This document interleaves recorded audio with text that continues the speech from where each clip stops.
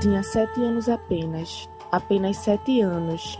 Que 7 anos? Não chegava nem a 5. De repente, umas vozes na rua me gritaram: Negra! Negra! Negra, Negra! negra, Negra! Negra! Negra! Negra! Por acaso sou negra? Me disse. Sim! Que coisa é ser negra? negra, E eu não sabia a triste verdade que aquilo escondia. Negra! E me senti negra, negra, como eles diziam. negra, E retrocedi, negra, como eles queriam. negra, E odiei meus cabelos e meus lábios grossos e mirei apenada minha carne tostada e retrocedi. negra, Negra! negra, Negra! negra, Negra! negra, Negra! negra. Negra! E passava o tempo e sempre amargurada, continuava levando nas minhas costas minha pesada carga. E como pesava? Alisei o cabelo, passei pó na cara e entre minhas entranhas sempre ressoava a mesma palavra. Negra, Negra! Negra! Negra! negra, Negra! Negra! Negra! Negra! Negra! Até que um dia que retrocedia que ia cair. negra, Negra! negra, Negra! negra, Negra! negra, Negra! negra, Negra! E daí? E daí? Negra! Sim, Negra! sou. Negra! Negra sou. Negra! Negra sim. Negra! Negra sou. Negra! De hoje em diante, não quero alisar meu cabelo. Não quero. E vou rir daqueles que por evitar, segundo eles, que por evitar-nos algum sabor, chamam os negros de gente de cor. E de que cor? negra, E como soa lindo. negro, Que ritmo tem. negra, negro, negro, negra, Afinal compreendi, já não retrocedo, e avanço segura, avanço e espero. E bendigo aos céus porque quis Deus que negro azeviche fosse minha cor. E já compreendi, já tenho a chave. Negra! negro, Negra! negro, Negra! negro, Negra! negro, Negra! negro, Negra! negro. Negra! Negra sou. Olá, desteorizadores, sejam bem-vindos e bem-vindas ao Desteoriza. E é com esse trecho do forte poema de Victoria Santa Cruz, chamado Me Gritaram Negra, que a gente começa esse episódio.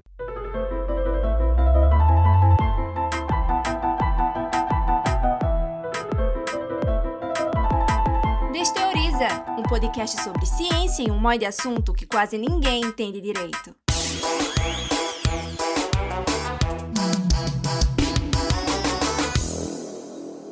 E o nosso papo hoje é sobre um tema muito importante, negritude. Eu sou Lucas Bravado, estudante de Rádio, TV e Internet da UFPE, faço edição e animação desse podcast e hoje estou na função de apresentar esse episódio. E eu sou Luciana Mello, jornalista formada pela UFPE e fui convidada para apresentar esse episódio junto com o Lucas. E para conversar sobre negritude, a gente recebe aqui Deine Cavalcante. Seja bem-vinda, Deine. Eu queria que você contasse um pouquinho para a gente sobre você. Prazer estar aqui com vocês. Eu sou Deine, mulher preta, mãe de 4 filhos. É importante isso no currículo, né?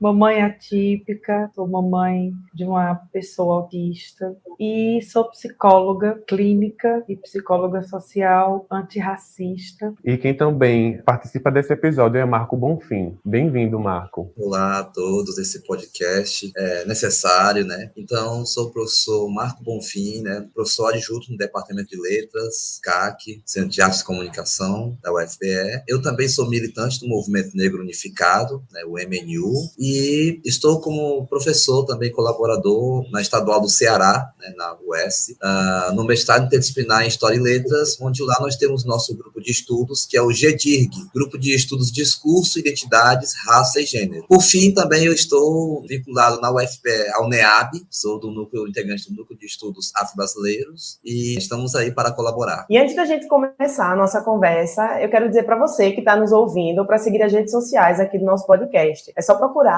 @Desteoriza no Instagram, Facebook, no Twitter e TikTok. Para começar essa conversa, é importante a gente falar sobre o que é se tornar negro, especialmente aqui no Brasil. Então, eu queria perguntar a Marco o que é construir uma identidade coletiva de forma positiva. O que é se entender como uma pessoa negra? Eu acho que a gente pode começar, eu vou começar como me apresentei como integrante do movimento negro, né, o MNU, especificamente, né, que tem toda uma trajetória de luta aqui no Brasil, já há 43 anos, né.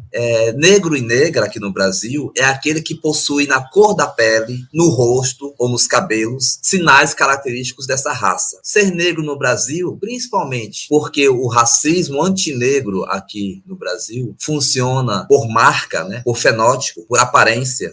É negro, é negra no Brasil, é negro, é negra aqui em Pernambuco, aquele e aquela que, por ter fenótipos negros, por ser lido socialmente como negro, como negra, no cotidiano, sofre também cotidianamente esse racismo antinegro. Quer complementar, Dani? Ser negra aqui no Brasil, não nascemos negras nem negros, nascemos com uma identidade muito silenciada, nos tornamos negras. É uma leitura que vamos construindo no enfrentamento, tá? De identificação, de representatividade, lutando por essa representatividade, né? Até porque poucos os espaços nos representam. Então, quando nascemos, temos uma leitura ainda de uma negritude em lugares de violência, de sofrimento. Então, entende-se que não é um lugar bom, nem para estar, nem para se identificar. E aí a nossa tendência em defesa, como uma autodefesa, de não estar em lugares que gerem sofrimento. E aí, a depender dos acessos, a depender da jornada da vida, da trajetória, vamos nos tornando negras, começando a ressignificar esse espaço, a aceitar a cor da pele,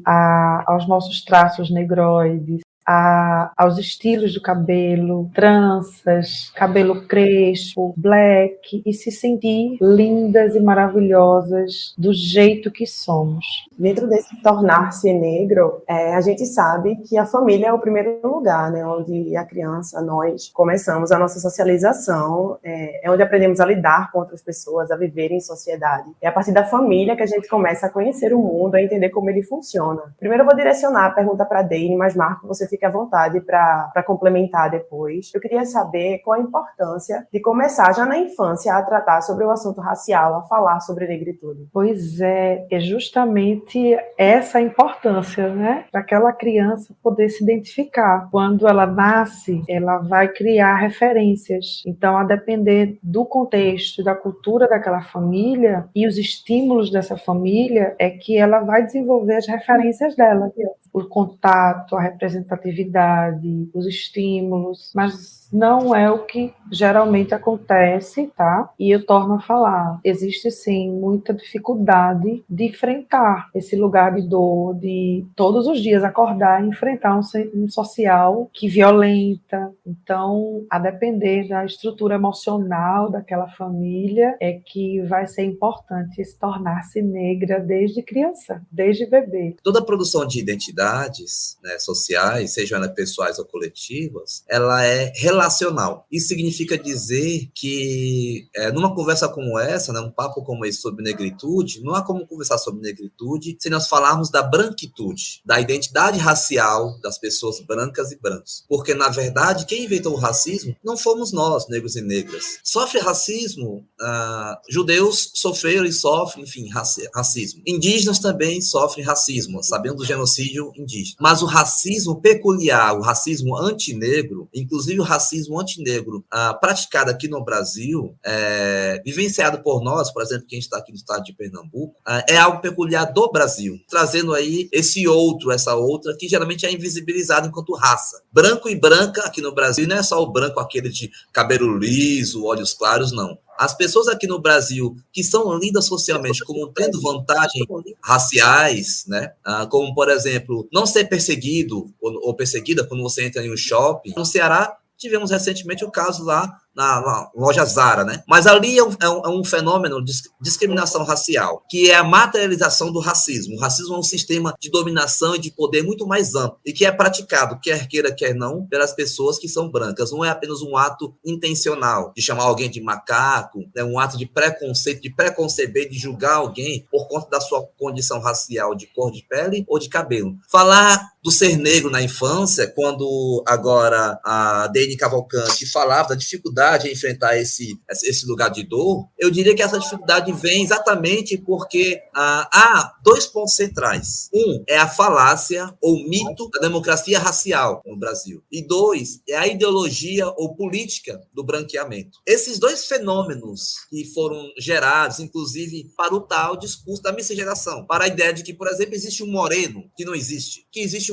até mesmo pardo. A pardalização é um fenômeno fruto desse discurso da miscigenação. E aí é uma dor, por quê? Exatamente porque quando nós somos crianças, por nós, nossa família, né, nossos pais, pelo menos os que têm pais negros e negras, nossos avós e avós, que nascem numa sociedade como essa, que é fundada, estruturada no racismo antinegro, o que nós aprendemos é que nós temos que ser morenos, nos embranquecer, e não ser negro. E aí recomendo, né, para aqueles e aquelas que querem se aprofundar no tema, né, a psicóloga negra, né, Neuza Souza. Tem um livro exatamente com essa expressão, né, tornar-se negro. Só que esse tornar-se negro não é apenas, eu sou negro e pronto, acabou. Não, é todo um processo, dialogando com o que Deni Cavalcante colocou aqui agora. O ser negro no Brasil é ao mesmo tempo doloroso, mas também é algo de nós nos reinventarmos em nossas potencialidades. É, por exemplo, descobrir as nossas ancestralidades, aqueles e aquelas que vieram antes de nós. E descobrimos também que as religiões de matrizes eurocentradas, especificamente aqui, podemos colocar aqui catolicismo, protestantismo, enfim, tem não só um lugar de ser problematizado, porque nós temos outras religiões, as religiões de matrizes africanas. Então, ser negro é reconhecer essa sua ancestralidade, enquanto também praticante, enquanto alguém que acredita, por exemplo, em Exu, que é o orixá que abre os caminhos. Temos que conversar mais sobre como que as projeções numa escola, por exemplo, as imagens que aparecem numa sala de aula, os cartazes, contribuem para a construção de uma identidade padrão, que é a identidade das pessoas brancas. Pegando um pouco desse gancho, falar um pouco da representatividade do tornar-se negro, né, como Marco pontuou, essa coisa de como a gente se enxerga, a gente tem um depoimento de Karina Bezerra, assistente social, aqui no nosso quadro Conta a Tua História. Vamos ouvir. Conta a tua história. Olá, meu nome é Karina Bezerra, sou assistente social pela Universidade Federal de Pernambuco e sou mestra em serviço social também pela Universidade Federal da Paraíba. A minha história com a negritude teve início na infância, quando eu comecei a ter contato com outras crianças na escola, e na escola eu passei a ser impedida por algumas crianças brancas de participar de algumas brincadeiras, por ser negra. Então eu entendi desde cedo que eu era uma pessoa de cor, e a minha cor poderia dificultar ou impedir de fazer coisas que eu queria fazer. Foi muito difícil ser uma criança negra, foi muito difícil construir minha autoestima, principalmente pela falta de representatividade na mídia, né? Eu não me via na televisão, não via pessoas como eu. Afinal, as principais referências para as crianças na minha geração eram mulheres loiras, né? A Xuxa, a Angélica, a Eliana. Então, na minha infância e adolescência, eu passei por um processo de negação das minhas raízes. Eu passei a alisar o cabelo, que era um processo em que eu odiava, né? Mas eu me sujeitava muito também pela influência da minha mãe e das minhas tias, que eram mulheres negras que também alisavam o cabelo, e por entender que o alisamento poderia me deixar mais próxima do padrão de beleza que eu via na televisão. Um pouco antes de entrar na universidade, eu passei por um processo de transição capilar. Eu voltei a usar meu cabelo natural e a me empoderar da minha identidade racial. E eu imaginei que a universidade seria um espaço em que eu me sentiria mais acolhida, mas não foi bem assim. A universidade, na verdade, não é um espaço que se espera que pessoas negras e pobres o ocupe. Eu tive que lidar com olhares de desprezo, falas preconceituosas de professores e de profissionais, né, no lugar onde eu estagiei. E além do não pertencimento físico, eu tive que lidar com o não pertencimento intelectual, porque embora a questão racial tenha sido mais debatida nos últimos anos, ainda assim é um debate muito escasso escasso.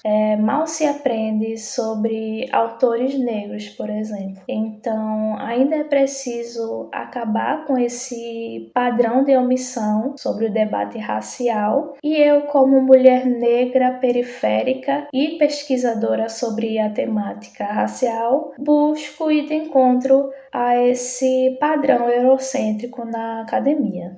Nesse depoimento de Karina, ela traz questões bem importantes para a gente poder conversar aqui. Uma delas é sobre a questão que ela fala quando ela era criança, que passou por um processo de negar as suas raízes e que não tinha identificação com mulheres negras. E a outra é quando ela fala do padrão eurocêntrico, que é o padrão de beleza que surge a partir das ideias de que o que é bom e belo vem da Europa. Uma das maneiras de mudar isso é através da educação e também trabalhando a importância das pessoas negras na história do Brasil. No nosso país, nós temos a lei de número 10.639 de 2003, que torna obrigatório em todas as escolas de ensino fundamental e médio o ensino sobre história e cultura afro-brasileira. Eu queria abrir aqui para discussão, para a gente falar sobre isso, se essa lei ela é cumprida no Brasil e qual é a importância de se ensinar sobre essa história afro-brasileira para ajudar a construir uma identidade negra. A criança, quando ela nasce nesse contexto de eurocentrado, ela precisa dos estímulos que a representem diante da sua autenticidade, diante desse enfrentamento que ela vai passar na primeira engrenagem social dela, que é a escola. Porque até então ela está no núcleo familiar, né? O primeiro contato da criança é o núcleo familiar, então ele engrena para a escola e ali ela está exposta a diversas vivências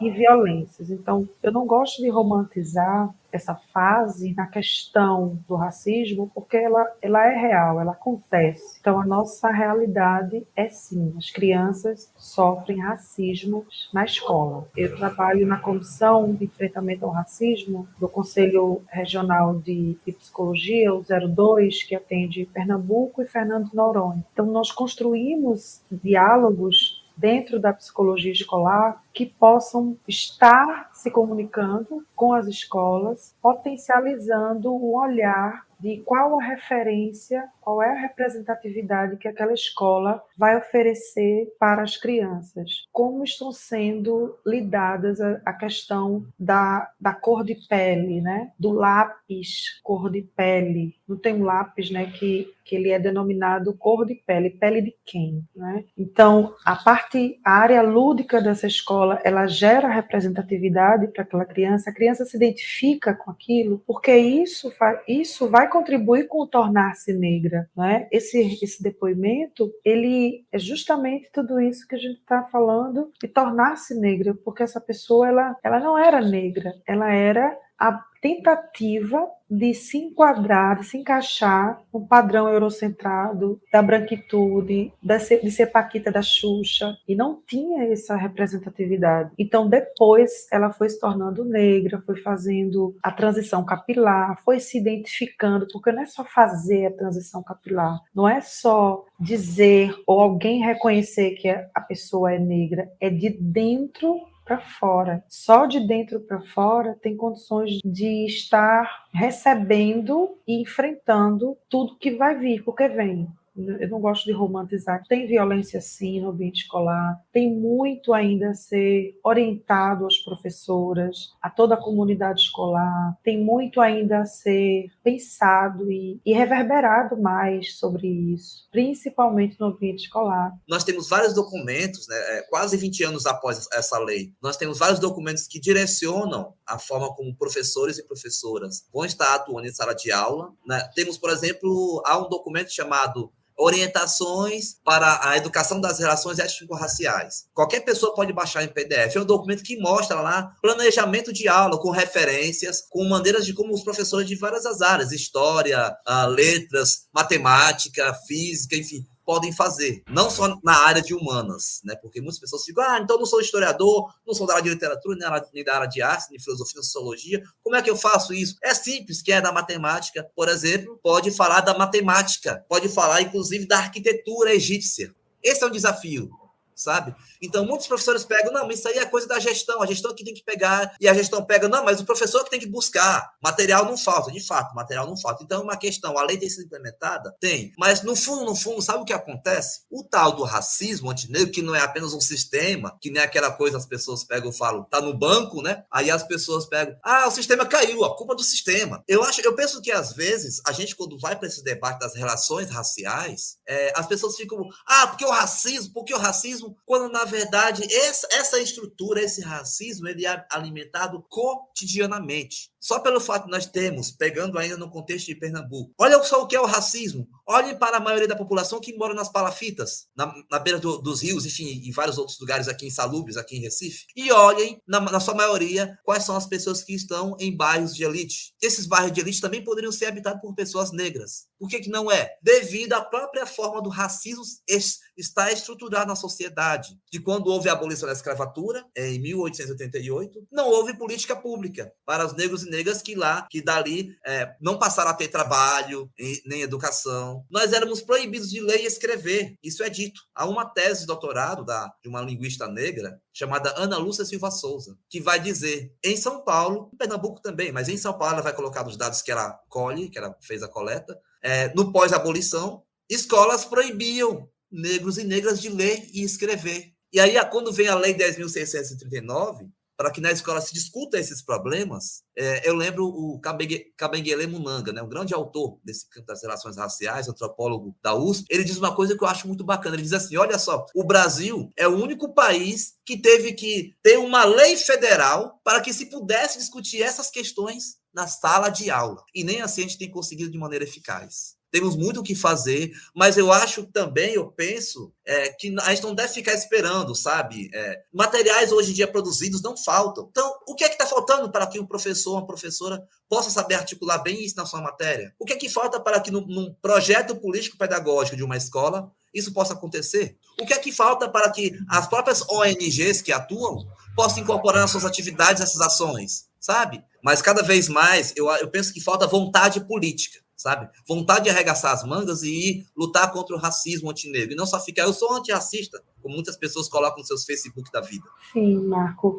E para pegar esse gancho, tem uma palavrinha que pode ir respondendo esses questionamentos que você levantou. O que fazer, não é? Que é a representação social. O quanto é grave quando uma pessoa se apresenta publicamente, politicamente, na mídia, na música, na literatura, com uma linguagem que não inclua a importância de ser negra e negro aqui no Brasil. Como é importante a representação social. Quando eu tenho essa liberdade de escolha hoje com o meu cabelo, com a roupa que eu vou usar, com os meus acessórios, com as minhas cores, com a minha ancestralidade, é porque de alguma forma eu consegui acesso a alguma representação social. Quando eu saio com o meu cabelo, ou quando eu faço uma trança, não é só uma trança. Essa trança, ela tem uma história, ela tem uma ancestralidade que rege, ela tem um contexto, ela tem uma intensidade e ela gera uma representação social. Ela consegue propagar para que cada vez mais se naturalize e que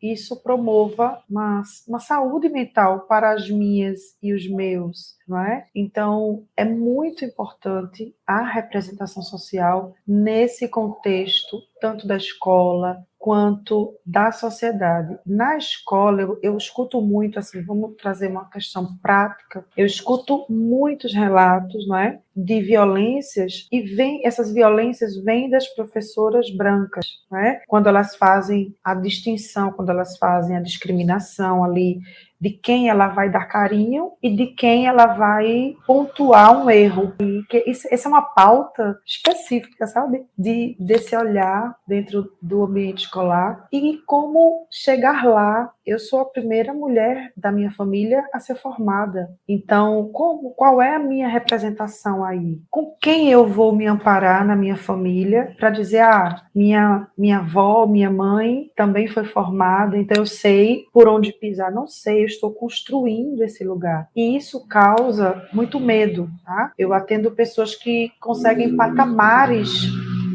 profissionais altos, mas sentem muita insegurança, sentem o medo, sentem a síndrome do impostor, de que a qualquer momento vai ser pega porque ela não sabe, porque ela não é potente. E não é sobre isso. É justamente todos os traumas de uma jornada que a levaram para esse nível de sofrimento. O que a gente conquista, às vezes, se torna estranho, né? Então, também é um enfrentamento de ocupar os espaços, os lugares de conquista. A gente tem mais um depoimento do nosso quadro Conta a Tua História, e dessa vez a história que a gente vai ouvir é a de Iveson Henrique. Olá, pessoal. Eu sou Iveson Henrique, sou radialista, formado aqui pela UFPE. Acho que é importante falar sobre o meu processo de identificação enquanto pessoa negra. Ele se deu aqui dentro da universidade, porque na minha infância, na minha adolescência, tinha uma grande dificuldade de me sentir representado, principalmente na televisão, que era o principal veículo de comunicação nos anos 90, começo dos anos 2000. Então, a gente tinha pouca ou nenhuma representatividade negra na TV. E é importante estar inserido num contexto em que nós enxergamos pessoas negras em situações de poder,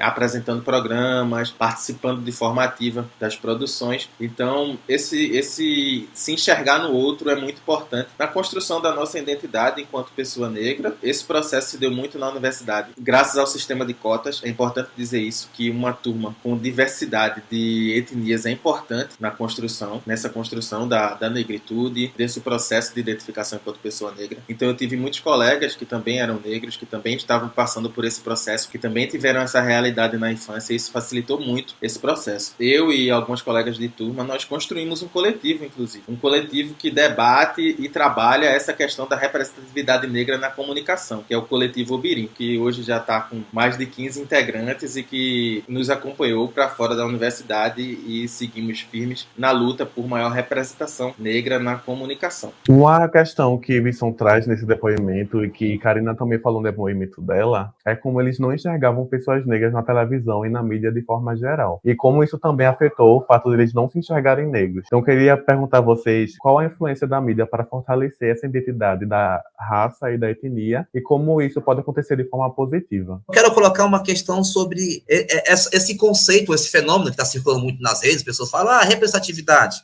Visibilidade negra, em outras palavras, não é poder negro, sabe? Visibilidade negra não é poder. O racismo é um sistema de poder. Então não é o fato de nós termos, por exemplo, uma Maju, né, Maria Júlia Coutinho, lá no Jornal Hoje, o que é muito importante, volto a falar, temos em que aqueles e aquelas, principalmente aqueles que são crianças, adolescentes, temos esses e essas, né? Tem um Lázaro Ramos, uma Thaís Araújo, ou lá no contexto afro-americano, o Obama. Mas eu pergunto a vocês, o Obama tornou os Estados Unidos antirracista? Não. A Maju Coutinho, por mais que ela traga reportagens em que de alguma maneira aqui e acolá, ela traga, olha, foram pessoas negras que passou por isso. Mas será que ela vai mudar? Ou será que a própria emissora em que ela está tendo uma prática antirracista de fato, colocando uma única negra? Mas o que a gente está fazendo aqui ao discutir identidade negra, sabe? Negritude, branquitude também. Não se discute um sem discutir o outro. É discutir relações de poder, é discutir relações de dominação. Então, quando a gente fala na narrativa, a gente acabou de ver, eu achei muito bacana, quando o Iveson coloca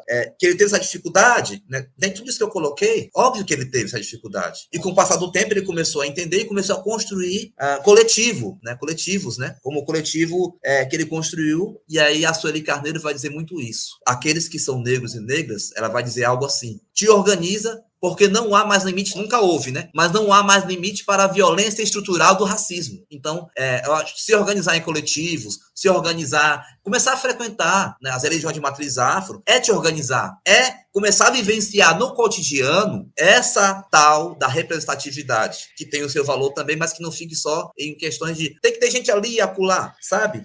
Eu queria só colocar um último ponto, que é quando ele fala do sistema de cotas, né? Gente, a gente está vivendo cada vez mais, inclusive ano que vem, 2022, é um ano de avaliação, né, de décadas, aí de uma década, das políticas, não só cotas, viu? É importante que se diga. A Lei 10.639, a reserva de vagas em relação a cotas raciais, uma série de outras ações são concebidas como políticas de ações afirmativas. Então, as cotas são uma das modalidades, são uma das maneiras de o país estar construindo, e isso não veio de mão dada, certo? Isso não veio, o FPE está abrindo cota. Não, isso foi luta dos movimentos negros, pressão social. Então, e falar da defesa de cotas, do sistema de cotas, né, das políticas de ações afirmativas e, principalmente, a defesa das bancas de heteroidentificação, que são as bancas construídas para que não tenhamos fraudes. Repito, racismo antinegro é relação de poder. Então, pessoas brancas, pasmem, e a gente tem visto aí, né, em várias universidades, em vários locais, institutos federais, enfim, tem pessoas brancas, quando é para poder entrar numa vaga na universidade, querem ser negros e negras, mas quando é para praticar o racismo, são brancos e brancas. Como que é isso, sabe? Então, são questões que a gente tem que estar defendendo as cotas raciais e defendendo e lutando pelas bancas de heteroidentificação que têm combatido as fraudes no sistema de cotas. Por complementar um pouco, né, do que você falou, Marco, sobre desromantizar, descortinar, né, essa perspectiva de tem uma pessoa ali me representando na mídia, então aquela emissora tá massa. E não é só isso, né, Marco, que você está trazendo é importante, mas não é só sobre isso, para que não ficamos ali, né, nesse ponto, né, para que os nossos olhares eles ultrapassem o olhar, inclusive da intencionalidade de selecionar um ou outro ator ou atriz, qual é o papel nos desenhos animados, nas capas de revistas. Então, é isso mesmo, é sempre estar com esse olhar mais crítico, de não contentamento, porque sim, tem muita coisa para ser reparada e precisamos ser e estar, não é, confiantes do que somos, de potência, para os lugares, de ocupar os lugares, né, os espaços. E a mídia ela é muito importante, principalmente de 2020 para cá, veio a única possibilidade de comunicação era a potência, né, que aconteceu a partir de uma pandemia que nos isolou. Então, isso está ainda acontecendo e sempre foi assim, né? Por isso que a representação da Xuxa e esse lugar de dor era lá de anos atrás. Então, a mídia ainda é um papel importantíssimo. Esse lugar que estamos aqui é um lugar de potência. Isso aqui é um ato revolucionário, né? 4 pessoas negras se encontrando, gravando material, expondo o Instagram, né? Várias redes aí. Então é sobre isso. Esse se agrupar, como o Mar trouxe, é muito, muito importante. Não é só isso também, porque dentro dos grupos existem movimentos que ainda precisam ser cuidados, mas assim, início inegociável é de dentro para fora. É o autocuidado, o autoconhecimento. Sem o autoconhecimento não chegamos a lugar nenhum. Vamos sempre depender de outros espelhos. Vamos medir a nossa potência, a nossa história, a régua de outras pessoas. Então, o autoconhecimento, o autocuidado é inegociável nesse processo para construir lugares de luta, conquistas, para estar nos espaços, porque imagine, você ocupar um espaço, por exemplo, de moradia de pessoas brancas, você ser a primeira pessoa negra ali, iniciando todo esse processo. Então, sem o autoconhecimento, sem o autocuidado, isso se torna mais adoecedor, mais violento do que já é. Então, a mídia, ela é ferramenta hoje potente de transmissão de informação, de criar representação social, de identificação com a representatividade. Isso aqui que nós estamos fazendo não se mensura o valor. Fiquei lembrando como que, do ano passado para cá, principalmente, como que esses debates, né, ficaram mais intensos, exatamente por um uso mais intenso das mídias, né? Programas como esse, né, tem surgido cada vez mais, né? Várias lives, né, assim, antes a gente não tinha esse hábito, né, agora então, mas esse momento possibilitou uma intensidade de um diálogo, principalmente sobre práticas antirracistas, sobre educação antirracista, sobre ser negro, enfim, que ainda continuam. Por exemplo, eu menciono aqui a Zangieri e Catiúcia Ribeiro, que são 2 mulheres pretas que têm seus canais canais e que continuam frequentemente, e que a partir dali elas têm promovido, para dialogar aqui com essa questão da mídia, né? Por um lado, eu coloquei a reprodução, a minha fala eu quis. Mas, por outro lado, também, nós também, como população negra, temos cada vez mais feito essas nossas reinvenções, essas nossas ressignificações identitárias, inclusive, que falávamos no início, né? Principalmente também nesse tempo, né, de intensidade de comunicação via Instagram, via YouTube, etc. Né? Então, assim, antes mesmo, na história da formação dos movimentos negros brasileiros, nós tínhamos uma imprensa, nós tínhamos imprensas negras aqui no Brasil. Antes mesmo da própria formação dos movimentos negros, tínhamos clubes que agregavam negros e negras, já que naquela época, eu estou falando ali de, por exemplo, década de 40, 30, 40, beirando ali 60 também, o racismo antinegro aqui no Brasil tinha hoje ainda continua, mas tinha uma característica mais forte de segregar, de fato, né? Hoje segrega de outra maneira. E aí se criavam, foi inclusive por um fato de segregação racial que o movimento negro unificado, ao qual estou filiado, foi construído, né? Foi um estopim, eu diria, né? Na época, em 78, lá em São Paulo. Mas o que eu tô querendo colocar, antes também nós já tínhamos mídias, nós mesmos, enquanto população negra, construímos e construímos as nossas mídias. Então eu acho que, assim, quando nós falamos mídia, temos mídias, as grandes mídias, enfim, as mídias com maior alcance, mas cada vez mais também eu diria que nós, como população negra organizada, temos construído nossa própria mídia, né? Então, e isso tem feito com que a gente venha a fazer isso com que Dene trazia, né? De ter uma possibilidade de enxergarmos mais, ter esse autocuidado, né? Para que a gente possa, inclusive, ter saúde para estar fazendo conversas como essas, né? A gente tem um quadro aqui no Liceoriza, onde a gente abre espaço para alguma atividade que acontece na UFPE, que tem a ver com o tema que a gente está conversando. E quem pega carona com a gente no Pegando o Bigode hoje é o Núcleo de Políticas de Educação das Relações Étnico-Raciais, o Núcleo ERE. Foi criado em novembro de 2020 aqui na universidade. Vamos ouvir. Pegando o bigu, meu irmão. Olá, eu sou a professora Conceição Reis, eu sou do Centro de Educação da Universidade Federal de Pernambuco e no momento eu estou coordenando o Núcleo ERE, é um núcleo de políticas de educação das relações étnico-raciais da UFPE. O seu objetivo é, como o próprio nome diz, implementar políticas de educação das relações entre pessoas negras, brancas, indígenas, quilombolas, ciganas. Relações que buscam a igualdade racial dentro da UFPE, de ações afirmativas, de ações inclusivas, né? Nós estamos lotados no gabinete do reitor. O grupo é composto por mim, coordenadora, por 5 bolsistas, estudantes de graduação e por pessoas voluntárias que chegam para compor o grupo conosco, né? A gente trabalha na relação com os grupos, laboratórios, núcleos e pesquisadores que trabalham a temática das relações étnico-raciais. Estamos sempre chamando para planejar e participar das ações que a gente compõe a partir de comissões e de GTs. O núcleo ele surge a partir de uma necessidade histórica de movimentos negros, né, que lutam para que as universidades elas tenham essa inserção temática e de políticas, né, no ensino superior. Lutas também de várias reivindicações para uma educação mais inclusiva e afirmativa, né? Então a gente conta com vocês. Qualquer coisa nos procure nas redes sociais, né? Nós estamos aí no Instagram, no Facebook, no site e contamos sempre com todos para essa universidade cada vez mais inclusiva e afirmativa.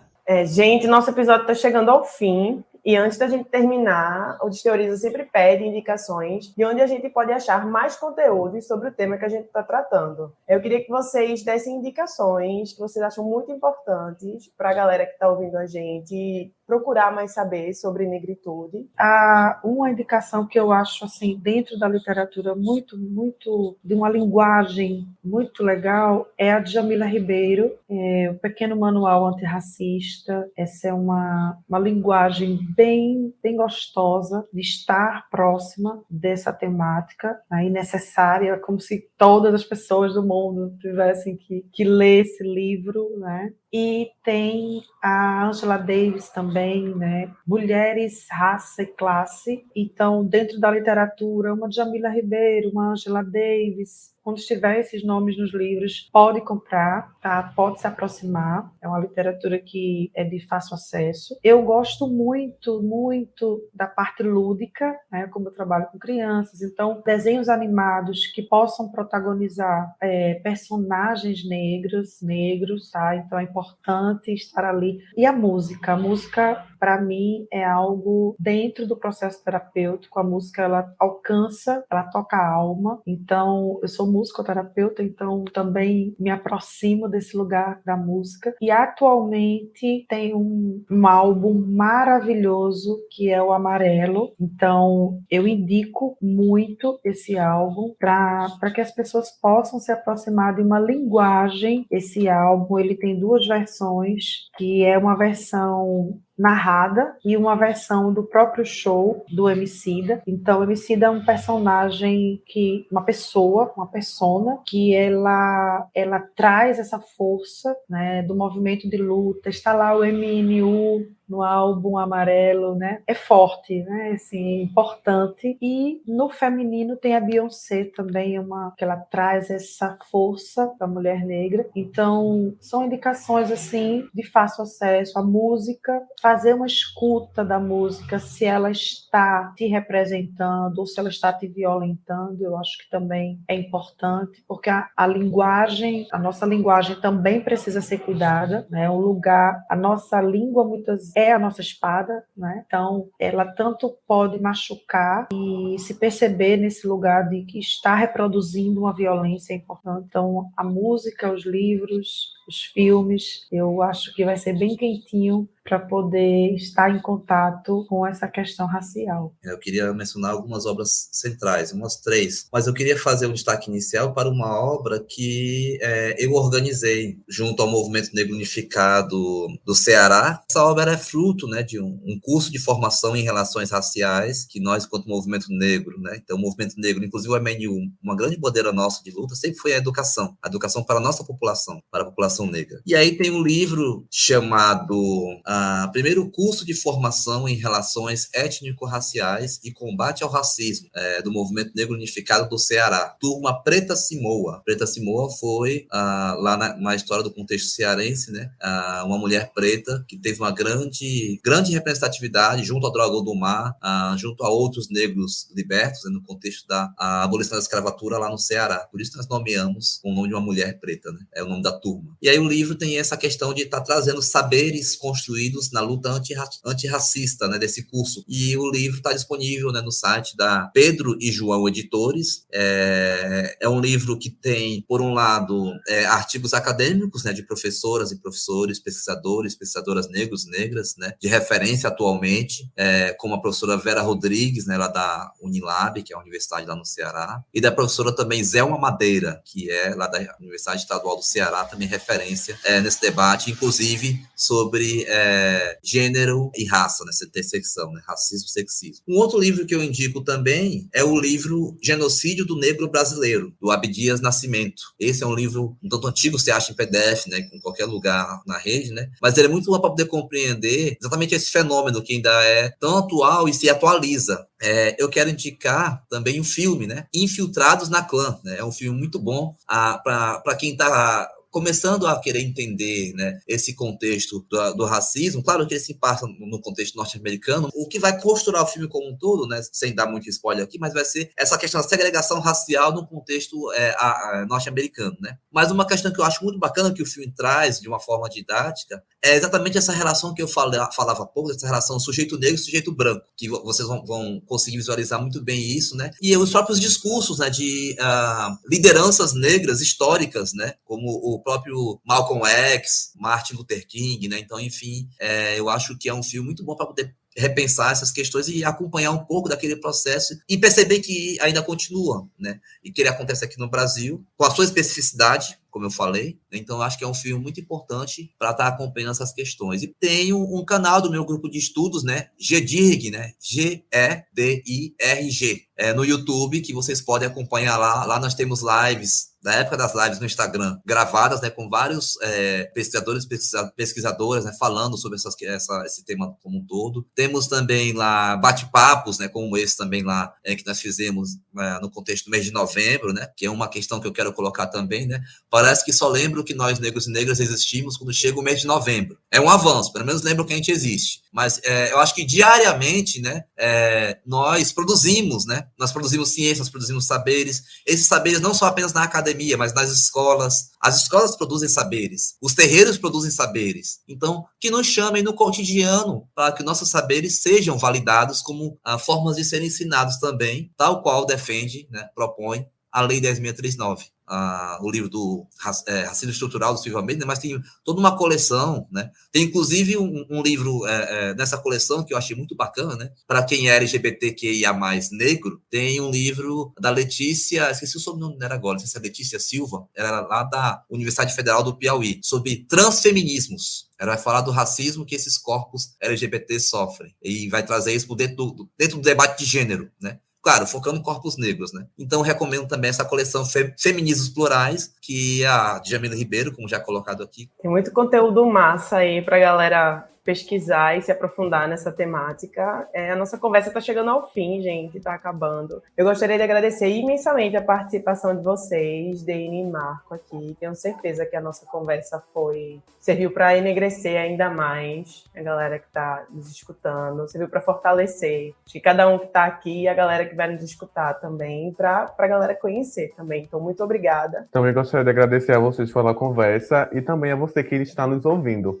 Lembrando que você pode nos acompanhar também nas redes sociais. É só procurar @Desteoriza no Facebook, Instagram, Twitter e TikTok. Esse episódio foi apresentado por mim, Lucas Bravado, e Luciana Mello. A produção e os trabalhos técnicos foram de Jonas Lucas Vieira, Laís Ferreira, Laura Marinho, Rayane Rodrigues e Lucas Bravado. A declamação do poema Me Gritaram Negra, de Vitória Santa Cruz, ficou por conta de Joyce Oliveira. Muito obrigado pela companhia e até o próximo episódio.